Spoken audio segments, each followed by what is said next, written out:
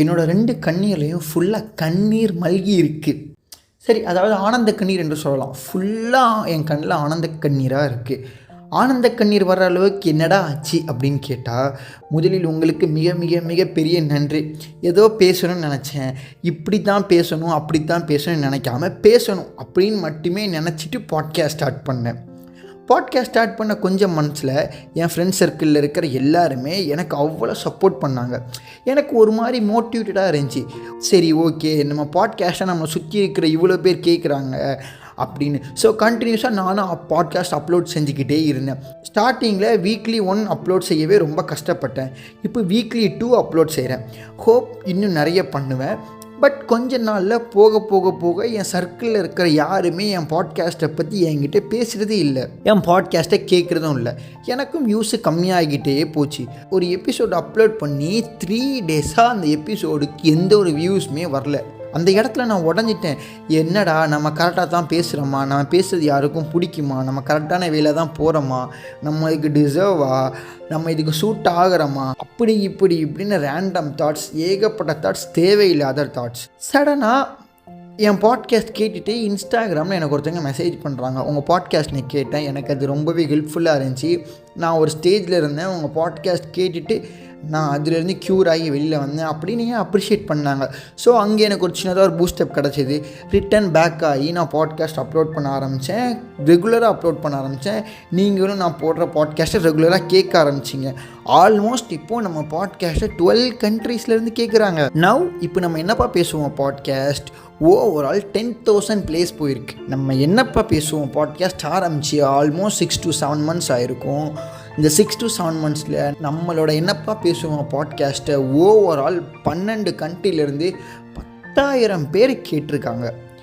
Seriously இது எனக்கு மிக மிக மிக பெரிய அச்சீவ்மெண்ட். அதை பார்த்த உடனே என் கண்ணில் அவ்வளோ சந்தோஷம், என் கண்ணில் அவ்வளோ கண்ணீர். ஸோ அதுக்கு தான் உங்களுக்கு மிக மிக பெரிய நன்றி. இந்த 10,000 சீக்கிரமே 10 லட்சமாக மாறணும்.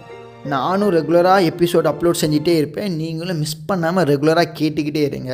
ஸோ வணக்கம் அண்ட் வெல்கம் டு இது நம்ம என்னப்பா பேசுவோமா podcast with me Abu Hasan. சிந்தித்து பேசு, சபையறிந்து பேசு, சமயமறிந்து பேசு, சான்றோர் மதிக்க பேசு, அன்பாக பேசு, அறிவாக பேசு, ஆன்றோர் மதிக்க பேசு, உண்மையை பேசு, ஊருக்காக பேசு, உருப்படியா பேசு, அக்கம் பக்கம் பார்த்து பேசு.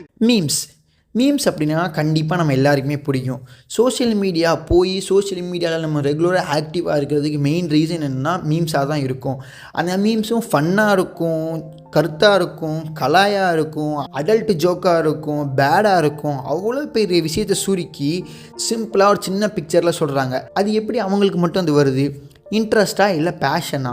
மோஸ்ட் ஆஃப் த பாய்ஸ் லைஃப்பில் ஃபஸ்ட் லவ் என்ன அப்படின்னு கேட்டால், ஒரு பொண்ணுக்கு முன்னாடி மோஸ்ட் ஆஃப் த பாய்ஸ் என்ன சொல்லுவாங்கன்னா, கிரிக்கெட் தான் என்னோட ஃபஸ்ட் லவ்னு சொல்லுவாங்க. ஸோ கண்டிப்பாக பாய்ஸ் எல்லாருக்குமே கிரிக்கெட்னால் ரொம்ப பிடிக்கும். கிரிக்கெட்டை விளையாடாமல் எந்த ஒரு பசங்களையுமே அவங்க டீனேஜை க்ராஸ் பண்ணியே வந்திருக்க மாட்டாங்க. அதுக்குன்னு எல்லாருமே கிரிக்கெட்டர் ஆகி இந்தியா டீம்லேயோ இல்லை ஐபிஎல்லையோ இல்லை டிஎன்பிஎல்லையோ இறங்கி விளையாடுறது இல்லையே. சாங்ஸ் கேட்காம யாராச்சும் இருப்போமா? கண்டிப்பாக நம்ம எல்லாருமே சாங்ஸ் கேட்போம். சில பேர் நல்லா பாடுவாங்க. நான்லாம் பாட ஆரம்பித்தா சான்ஸே இல்லை, செம்மையாக பாடுவேன். ஆனால் என் பக்கத்தில் இருக்கவங்க மட்டும் என்ன சொல்லுவாங்க, தயவு செஞ்சு பாடாதடா அப்படின்னு சொல்லுவாங்க. அதனால என்னோடய அருமையான குரல் வளத்தை நான் கண்ட்ரோல் பண்ணி வச்சுருக்கேன். ஏன்னா நான் அப்படி பாடி எங்கேயோ போயிருப்பேன் அப்படின்லாம் நான் சொல்ல மாட்டேன். பட் எனக்கு பாட ரொம்ப பிடிக்கும். நான் கூட ஒரு பாத்ரூம் சிங்கர் அப்படின்னு சொல்லலாம். பாத்ரூம் தான் நான் பாடிக்கிட்டே இருப்பேன். அதுக்குன்னு சாங் பாடுற எல்லாருமே மூவிலேயோ இல்லை ஒரு ஆல்பம் சாங்லேயோ போய் சாங் பாடுறது இல்லையே. ஓகே, இப்போ எதுக்குடா இவ்வளோ கேள்வி கேட்குற அப்படின்னு நினைக்கிறீங்களா? அதுவா சொல்கிறேன், பொறுமையாக ஃபுல்லாக கேளுங்க, சொல்கிறேன். நம்ம எல்லாருக்குமே மீம்ஸ் பார்க்குறது, அதை பார்த்து சிரிக்கிறது, அது நமக்கு ரிலேட்டபுளாக இருந்துச்சுன்னா நம்ம ஃப்ரெண்ட்ஸ் குரூப்பில், நம்ம ஃபேமிலி குரூப்பில் நம்ம ஷேர் பண்ணி அவங்களையும் சிரிக்க வைக்கிறது நம்ம பண்ணுவோம். அதுக்குன்னு மீம்ஸ் எனக்கு ரொம்ப பிடிக்கும் அப்படின்னு நம்ம மீம்ஸ் பார்க்குற எல்லாருமே மீம் கிரியேட்டர் ஆகிறது இல்லையே. யார் மீம் கிரியேட்டர்? அவங்களுக்கு அதில் பேஷன் அண்ட் ஸ்கில்ஸ் இருக்கும். ஒரு மீம்காக ஒரு ஃபுல் வீடியோ எடுத்து அந்த வீடியோவில் இந்த பாட்டு தான் வேணும் அப்படின்னு அந்த பாட்டை ட்ரிம் பண்ணி அந்த பாட்டுக்காக ஒரு கான்டென்ட் ரெடி பண்ணி அந்த கான்டென்ட்டில் இந்த ஃபாண்ட் தான் யூஸ் பண்ணணும், இந்த கலர் தான் யூஸ் பண்ணணும், இந்த ஃபாண்ட் இங்கே தான் வரணும், இந்த ஃபாண்ட் இங்கே தான் வரணும், அவங்க பேசும்போது இந்த ஃபாண்ட் இங்கே வரணும், இவங்க பேசும்போது இந்த ஃபாண்ட் இங்கே வரணும் அப்படின்னு அவ்வளோ டிசிஷன் எடுத்து அதை இன்னொரு ஆப்பில் போட்டு எடிட் பண்ணி கடைசியாக தான் ஒரு மீம் அவுட் எடுக்கிறாங்க. இந்த மீம்ஸை பார்த்து ரசிக்கிற எல்லாராலையுமே இதை பண்ண முடியாது. ஸோ அந்த மீம் க்ரியேட் பண்ணுறதுக்கும் ஒரு இன்ட்ரெஸ்ட் அண்ட் ஒரு பேஷன் வேணும். Second one cricket. நம்ம பசங்க எல்லாருக்குமே கிரிக்கெட் பிடிக்கும். வீக்கெண்ட் ஆனால் கிரிக்கெட்டு தான், ஃபுல் டே கிரிக்கெட் தான். என்னோடய டீனேஜில் நான் வீக்கெண்ட் ஆனாலும் கிரிக்கெட் கிரவுண்டில் மட்டும்தான் இருப்பேன். பட் உண்மையாகவே ஐபிஎல் இறங்கி ஆடுறவங்க அவங்க அதுக்கு முன்னாடி எவ்வளோ ஸ்ட்ரகிள் ஃபேஸ் பண்ணியிருப்பாங்க. ராத்திரியும் பகலுமா ட்ரைனிங் எடுத்திருப்பாங்க. அவங்க ஃபிட்னஸ் அந்த ஸ்போர்ட்ஸுக்காகவே ரெடி பண்ணியிருப்பாங்க. இவ்வளவு அவங்க பண்ணி தான் லாஸ்ட்டாக IPL or TNPL or India டீமில் மேபி விளையாடுறாங்க. ஸோ ஒரு விஷயத்தில் இன்ட்ரெஸ்ட்டும் வேணும், அந்த ஒரு விஷயத்தில் பேஷனும் நமக்கு வேணும். Last one singing. நான் கூட பெரிய பாத்ரூம் சிங்கர் தான். லிரிக்ஸ்லாம் நான் அழகாக பாடுவேன், கரெக்டாக பாடுவேன். ஆனால் என்னால் ஏன் ஒரு மூவிலையோ இல்லை ஒரு ஆல்பம் சாங்லேயோ சாங் பாட முடியல? மூவியில் சாங் பாடுறவங்க கிரிக்கெட்டில் எப்படி அவங்க அந்த ஸ்போர்ட்ஸ்க்காக அவங்க ஃபிட்னஸ் ரெடி பண்ணுறாங்க, அதே மாதிரி மூவியில் சாங் பாடுற ப்ளேபேக் சிங்கர்ஸ்லாம் என்ன பண்ணுறாங்க, சாங் பாடுறதுக்காகவே அவங்க வாய்ஸ் ரெடி பண்ணுறாங்க. அந்த சாங் பாடும்போது அதில் இந்த ஸ்ருதி பல்லவி எல்லாமும் சொல்லுவாங்கல்ல, அதெல்லாம் அவங்க தெரிஞ்சு இந்த இடத்துல தான் அதை யூஸ் பண்ணணும், இந்த இடத்துல யூஸ் பண்ணக்கூடாது அப்படின்லாம் தெரிஞ்சுக்கிறாங்க. முன்னாடியே இருந்து நிறைய ப்ளேபேக் சிங்கர் நிறைய பெரிய பெரிய ஜாம்பவான்ஸ் கிட்டலாம் போய் ட்ரைனிங் பண்ணி அவங்க அந்த விஷயத்துக்காக அவங்களே ஃபுல்லாக ரெடி பண்ணிக்கிறாங்க. ஸோ ஒரு விஷயத்தில் இன்ட்ரெஸ்ட்டும் வேணும், அந்த ஒரு விஷயத்தில் பேஷனும் வேணும். பட் இந்த இன்ட்ரெஸ்ட் அண்டு பேஷன் இருந்தால் யார் வேணுமோ என்ன வேணுமோ பண்ணலாம். அப்போ ஏன்டா இவ்வளோ நேரம் நீ சொன்னேன் அண்ணனுக்கு ஒரு ஊத்தாப்பம் அப்படிங்கிற மாதிரி முடிஞ்சேன்னு நினைக்காதீங்க. பட் உண்மையாகவே நமக்கு ஒரு விஷயம் வேணும் அப்படின்னா அந்த விஷயத்தில் நம்ம பேஷனாக இருந்தால் யார் வேணுமோ எந்த விஷயத்த வேணுமோ பண்ணலாம். ஆனால் வேல்யூ அந்த வேல்யூவை எல்லாராலையும் கொடுக்க முடியாது. வேல்யூ எப்படி வரும்னா அவங்களோட ஸ்கில்ஸ் அண்ட் அவங்களோட எக்ஸ்பீரியன்ஸ் இதிலிருந்து தான் ஒரு விஷயத்தை நம்ம பண்ணும் போது அந்த விஷயம் வேல்யூவாக அவுட் வரும். சில பேர் பெர்த்லேயே செம ஸ்கில்டாக இருப்பாங்க ஒரு விஷயத்தில். பட் இங்கே முக்கால்வாசி பேர் நம்மளை மாதிரி முக்கால்வாசி பேர் அந்த ஸ்கில்லை ட்ரெயின் பண்ணி தான் எடுத்துகிட்டு வருவாங்க. ஸோ இப்போ வேல்யூ அப்படிங்கிறது என்னென்னா, ஒரு ஆஃபீஸில் உங்கள் ரோலில் 4 பேர் இருப்பாங்க. பட் 3 பேர் ப்ரொவைட் பண்ணாத வேல்யூவை நீங்கள் ப்ரொவைட் பண்ணுவீங்கள்ல, அதுதான் வேல்யூ. மேபி நீங்கள் 3 பேர் ப்ரொவைட் பண்ணாத வேல்யூவை இன்னொருத்தவங்க தனியாக ப்ரொவைட் பண்ணுவாங்க, அதுதான் வேல்யூ. அந்த இடத்துல நீங்கள் ப்ரொவைட் பண்ணுற வேல்யூ வச்சு தான் நீங்கள் டாப்பில் இருப்பீங்க. ஸோ அதே மாதிரி உங்ககிட்ட இருக்கிற வேல்யூவை நீங்கள் எப்படி ஃபைண்ட் அவுட் பண்ணணும், நீங்கள் எந்த அளவுக்கு ஒர்த்தான பர்சன், உங்ககிட்ட என்ன வேல்யூ இருக்குது அப்படிங்கிறத ஃபைண்ட் அவுட் பண்ண நான் 2 வே சொல்கிறேன்.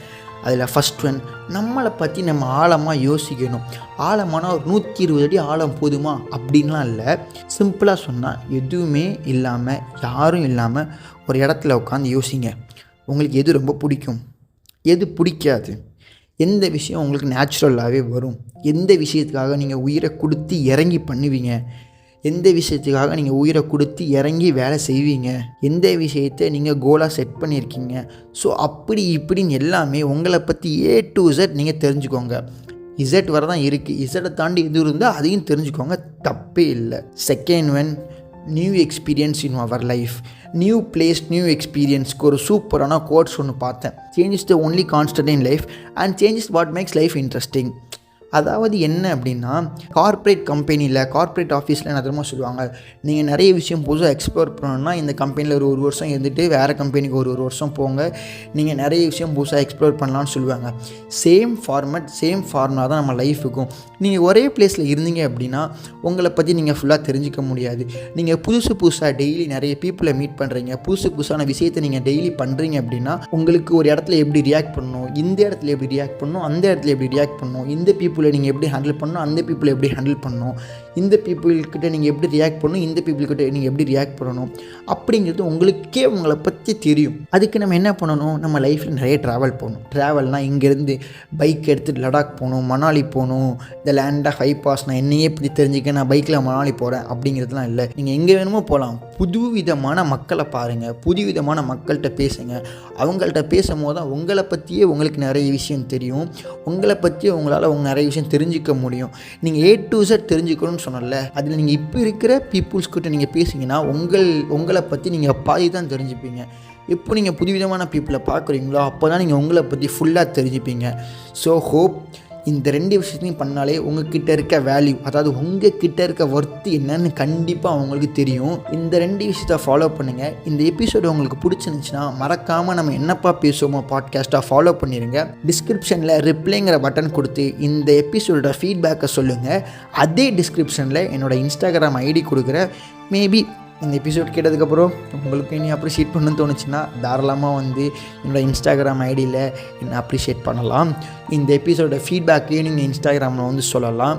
ஆர் ஃப்யூச்சரில் நீங்கள் இதை பற்றி பேசினா நல்லாயிருக்குண்டா அப்படின்னு உங்களுக்கு எதுவும் ஃபீட்பேக் இருந்துச்சுன்னா நீங்கள் தாராளமாக இன்ஸ்டாகிராமில் என்னிடம் வந்து கூறலாம். ஸோ வழக்கமாக சொல்கிறது போல் இப்போ நம்ம என்னப்பா பேசுவோம் podcast Amazon music, Google podcast, Jio7, Spotify அப்படிங்கிற பலதரப்பட்ட பிளாட்ஃபார்மில் வருது. எங்கேருந்து நீங்கள் கேட்டாலும் சரி மறக்காமல் நம்ம என்னப்பா பேசுவோம் பாட்காஸ்ட்டை ஃபாலோ பண்ணிடுங்க. ஸோ அடுத்த வீக் உங்களை இதோட சூப்பர் டூப்பரான கான்டென்ட்டில் உங்களை வந்து பார்க்குறேன். See you, tata, bye, take care.